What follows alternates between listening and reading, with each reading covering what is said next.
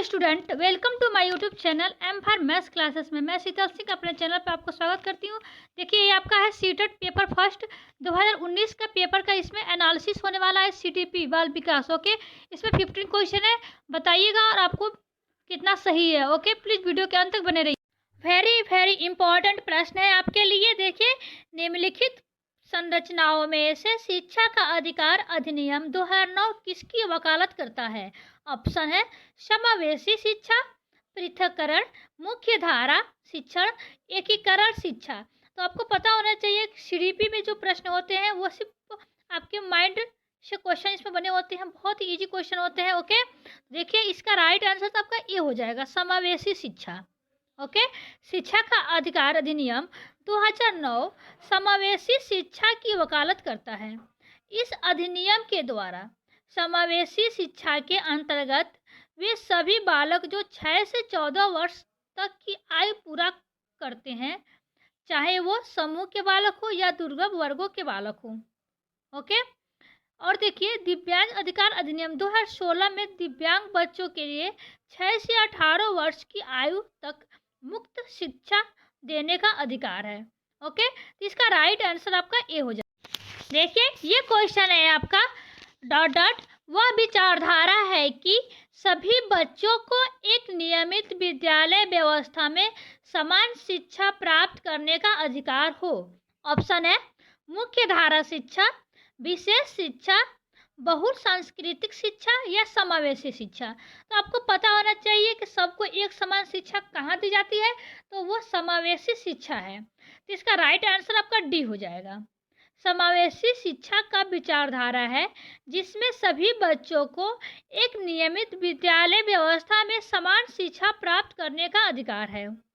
निःशुल्क और अनिवार्य शिक्षा का अधिकार 2009 में प्रारंभिक शिक्षा में सभी बच्चों को समावेशन व समता के सिद्धांतों पर आधारित बिना भेदभाव प्रदान शिक्षा करने का अधिकार दिया गया है। ओके, यह अधिनियम सभी बच्चों को गुणवत्तापूर्वक प्रारंभिक शिक्षा प्राप्त करने व उसे पूरा करने का अधिकार देता है। Any problem? यानी समावेशी शिक्षा वह शिक्षा है जिसमें सारे बच्चे को एक साथ बिना किसी भेदभाव की शिक्षा प्रदान की जाती है। ओके, उसमें कोई भेदभाव नहीं होता है। ओके, तो इसका राइट आंसर आपका हो जाएगा डी, समावेशी शिक्षा। ओके, नेक्स्ट क्वेश्चन देखिए। देखिए, ये क्वेश्चन है आपका, प्लीज वीडियो के अंत तक बने रहिएगा और कमेंट कीजिएगा आपका इसमें ऑप्शन कितना सही हो रहा है। ओके, देखिए, एक शिक्षक को चाहिए कि क्या चाहिए? ऑप्शन है वह विशेष संस्कृतियों या समुदाय के बच्चों को महत्व दे। ऑप्शन है वह विद्यार्थियों के बीच सांस्कृतिक भिन्नताओं अनदेखा करे। यह संप्रेषित करे कि वह कक्षा कक्ष में सभी विद्यार्थियों को समान प्रदान करती है एवं महत्व देती है। विद्यार्थियों के बीच तुलना करे, जहाँ तुलना आ जाए, अनदेखा आ जाए, ओके, वहाँ विशेष आ जाए, वो आपका ऑप्शन गलत होगा, निगेटिव ऑप्शन होगा आपका। विशेष कोई बच्चा नहीं होता है, सब बच्चे समान होते हैं, सारे बच्चे विशेष होते हैं। ओके, किसी बच्चे को अनदेखा नहीं करना है इसमें, और किसी बच्चों के बीच में तुलना भी नहीं करना है। तो बताइए इसका राइट आंसर क्या होगा? तो इसका राइट आंसर आपका होगा वह संप्रेषित करे कि कक्षा कक्ष में सभी संस्कृतियों को समान करती हो या महत्व देती है, यानी कि सी इज राइट आंसर। ओके, इसमें आपके ऑप्शन होते हैं विशेष, कोई बच्चा विशेष नहीं होता, सारे बच्चे एक समान होते हैं। सभी बच्चे विशेष हो सकते हैं, लेकिन इसमें से कुछ बच्चे विशेष नहीं होंगे। किसी के बीच अनदेखा नहीं करना है, तुलना नहीं करना है। ओके, तो इसका राइट आंसर हो जाएगा आपका सी।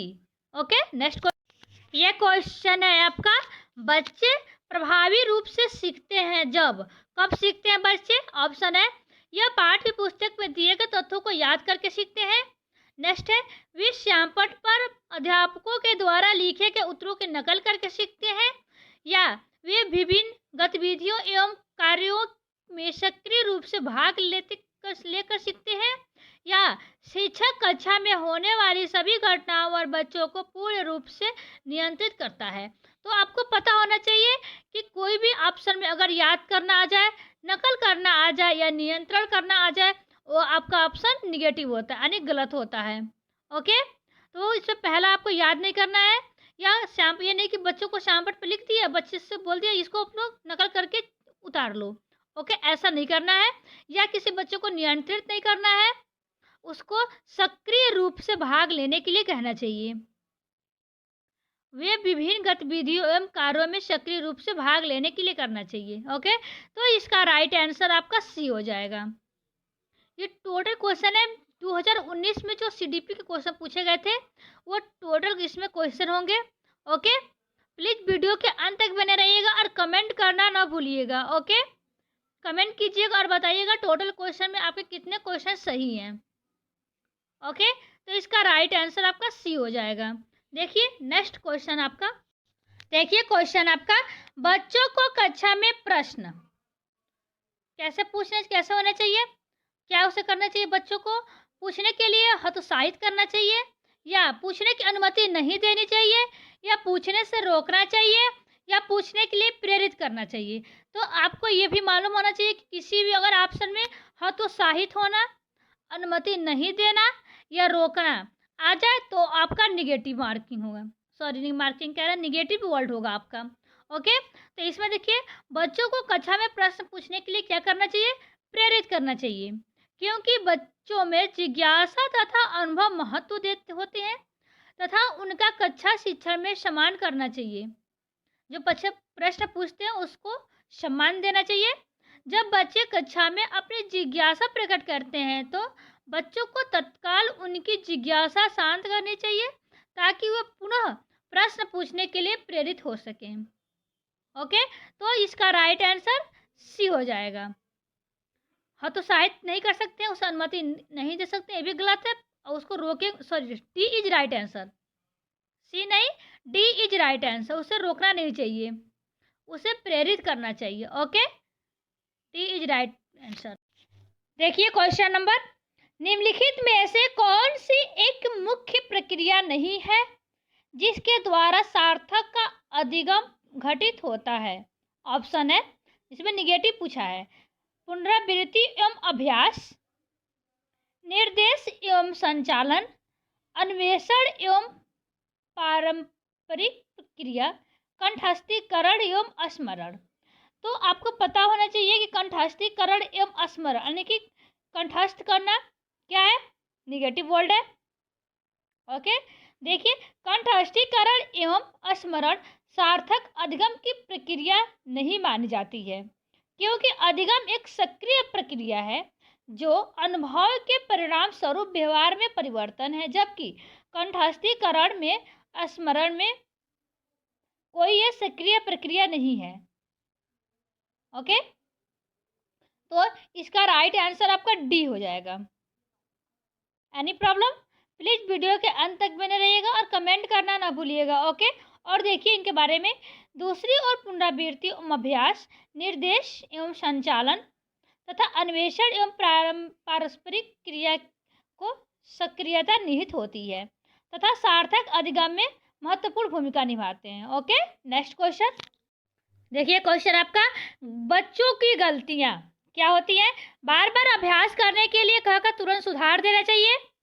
नेक्स्ट है, अधिगम का वह एक भाग तथा उन्हें विचारों में एक अंतर्दृष्टि देती हैं, सॉरी या अंतर्दृष्टि।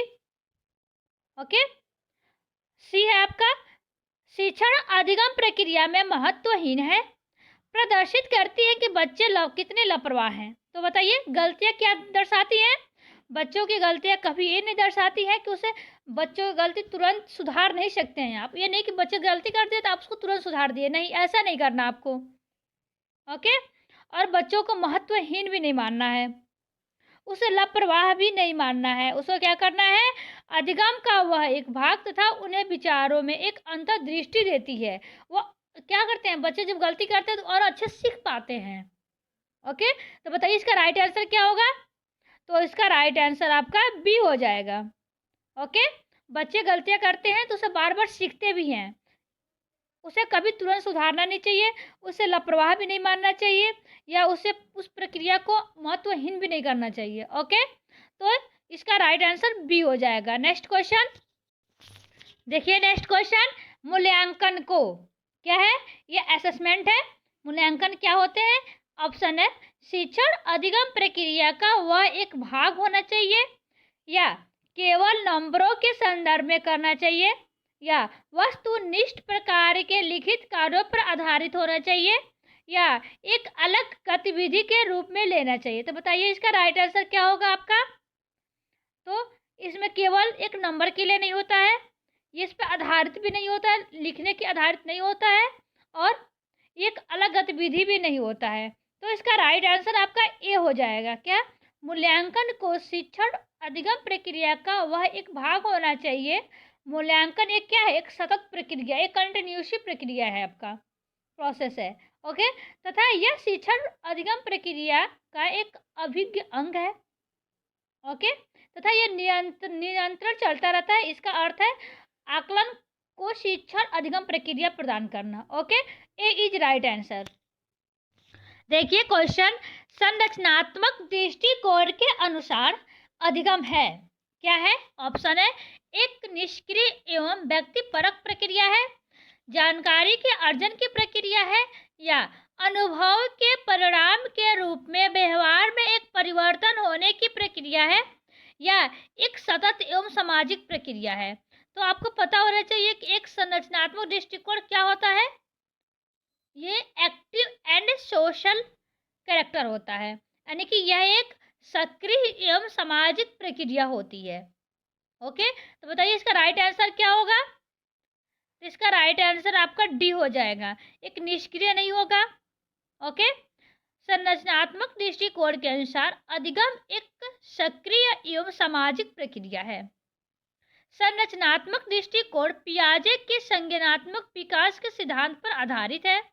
इसके अनुसार ज्ञान अधिगमकर्ता द्वारा सक्रिय रहकर सृजन किया जाता है, न कि निष्क्रिय द्वारा किया जाता है।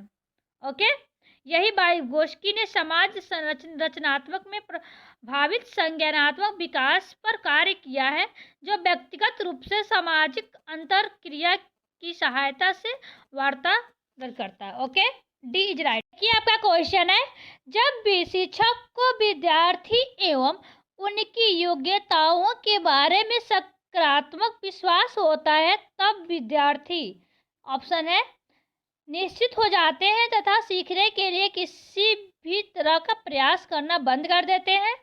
नेक्स्ट है, का उत्सव भंग हो जाता है तथा दबाव में आ जाते हैं, किसी भी रूप में प्रभावित नहीं होते हैं, सीखने के लिए उत्सुक एवं प्रेरित करते हैं।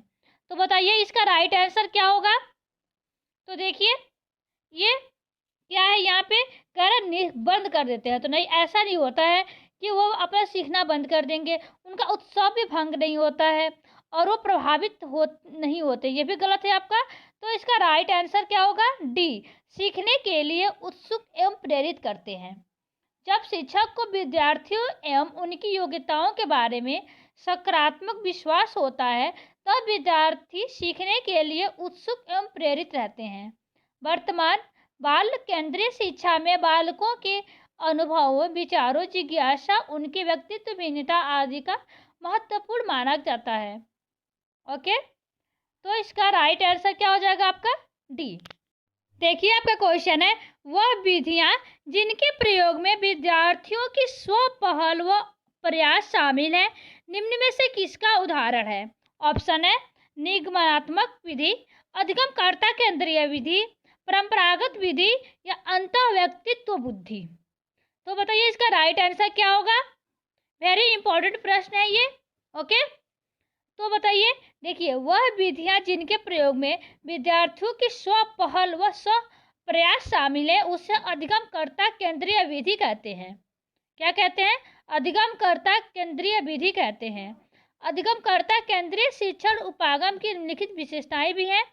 इस उपागम के सभी अधिगम विधियां का व्यू रचना व्यक्तिगत भिन्नता के आवश्यकताओं को आधार बनाती है।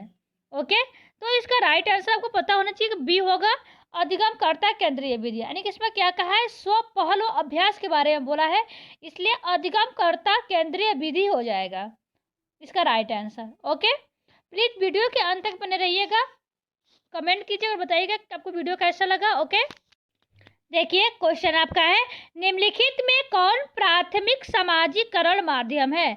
ऑप्शन है विद्यालय, सरकार, मीडिया या परिवार।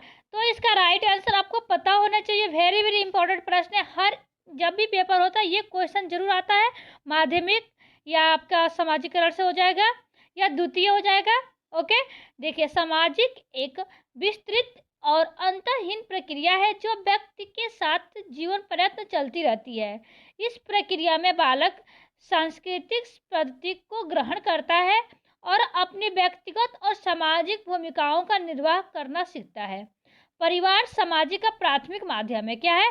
परिवार सामाजिक का प्राथमिक माध्यम है। जब बच्चा पैदा होता है तो वह आश्रित और असहाय होता है। उसकी विभिन्नता शारीरिक और मानसिक आवश्यकता होती है। उसे अपने शारीरिक और मानसिक आवश्यकताओं की पूर्ति के लिए माता पिता पर निर्भर होना पड़ता है। ओके, तो इसका राइट आंसर आपका डी हो जाएगा। प्राथमिक पूछे तो आपका फैमिली परिवार हो जाएगा। Any problem? सामाजिक होने की प्रक्रिया का प्रारंभिक सोपान भी इसी को कहते हैं। नेक्स्ट क्वेश्चन देखिए, क्वेश्चन है आपका, जीन पियाजे के सिद्धांत का प्रमुख प्रस्ताव है कि क्या है? जीन पियाजे का प्रस्ताव ऑप्शन है बच्चों की सोच वयस्कों से बेहतर होती है, या बच्चों की सोच मात्रात्मक रूप से वयस्कों से भिन्न होती है, या बच्चों की सोच गुणात्मक रूप से वयस्कों से भिन्न होती है, या बच्चों की सोच वयस्कों से भिन्न होती है। तो बताइए इसका राइट आंसर क्या होगा? ओके, तो देखिए इसका राइट आंसर तो हो जाएगा सी, बच्चों की सोच, सॉरी यार सोच नहीं होगा, सोच होगा। सोच गुणात्मक रूप से वयस्कों से भिन्न होती है। ओके, जीन पियाजे के सिद्धांत का प्रमुख प्रस्ताव यह है कि बच्चों की सोच गुणात्मक रूप में वयस्कों से भिन्न होती है। जीन पियाजे ने इस बात पर बल दिया है कि बच्चे संसार के बारे में अपनी समझ की रचना सक्रिय रूप से करते हैं। ओके, पियाजे का मानना है कि प्रत्येक अवस्था चिंतन के एक विशिष्ट तरीके से परिभाषित होती है एवं आयु से संबंध रहती है। स्मरण करना महत्वपूर्ण है कि चिंतन का अलग तरीका होता है, गुणात्मक रूप से होती है न कि मात्रात्मक रूप से होती हैं। ओके, जो एक अवस्था को दूसरी अवस्था से अधिक उच्च बनाती है। नेक्स्ट क्वेश्चन, ये क्वेश्चन देखिए वेरी वेरी इंपॉर्टेंट प्रश्न है। ये जेंडर है। क्या है? एक मनोवैज्ञानिक सत्ता है, या एक सामाजिक संरचना है, या एक आर्थिक अवधारणा है, या एक जैविक निर्धारक है। तो बताइए जेंडर क्या है? जेंडर या इसको क्या बोलेंगे, लैंगिकता, एक सामाजिक संरचना है। क्या है? एक सामाजिक संरचना है। B is right answer. समाज संरचना पुरुष और स्त्रियों से मिलकर बनती है। ये परस्पर प्रक्रिया और प्रक्रियता करके सामाजिक व्यवस्था का निर्माण करते हैं। समाज को परंपरा के अनुसार प्रत्येक स्त्री पुरुष की निश्चित परिस्थिति और भूमिकाएं होती हैं। ये परिस्थिति और भूमिकाएं समाज की परंपरा के अनुसार लिंग भेद पर आधारित होती हैं तथा असमान होती हैं, इसलिए इसे लैंगिक या रूढ़िबद्धता से जोड़कर देखा जाता है, जो किसी भी समाज की गतिहीनता को दर्शाता है। तो बी इज राइट आंसर हो जाएगा। जेंडर एक क्या है? एक सामाजिक संरचना है। ओके, नेक्स्ट क्वेश्चन देखिए क्वेश्चन आपका, गतिशील शिक्षा में बच्चों को किस तरह से देखा जाता है? तो ये आपका ऑप्शन है निष्क्रिय अनुकारकों के रूप में, या सक्रिय अन्वेषकों के रूप में, या खाली स्लेटों के रूप में, या छोटे वयस्कों के रूप में। तो आपको पता होना चाहिए क्या है। निष्क्रिय तो होगा नहीं, क्योंकि निष्क्रिय आपका निगेटिव वर्ड है। सक्रिय अन्वेषकों के रूप में, खाली स्लेट में तो हो नहीं सकता है, छोटे अवयस्कों के रूप में नहीं। तो बताइए इसका राइट आंसर क्या होगा? तो इसका राइट आंसर होगा सक्रिय अन्वेषकों के रूप में। ओके, तो इसका राइट आंसर आपका हो जाएगा। ये 15वां क्वेश्चन है आपका। बताइएगा 15 क्वेश्चन में आपका कितना क्वेश्चन सही है। ओके, ये क्वेश्चन है सिर्फ सीडीपी से लिया गया है, बाल विकास से। 2019 का पेपर है आपका। ओके, तो इसका राइट आंसर क्या हो जाएगा? बी, सक्रिय अन्वेषकों के रूप में। Okay, any problem? Please comment कीजिएगा और बताइएगा कि आपको 15 में से कितना क्वेश्चन सही है। ओके, प्लीज इसको जितना जितना हो सके अपने ग्रुप में शेयर कर दीजिए। ओके।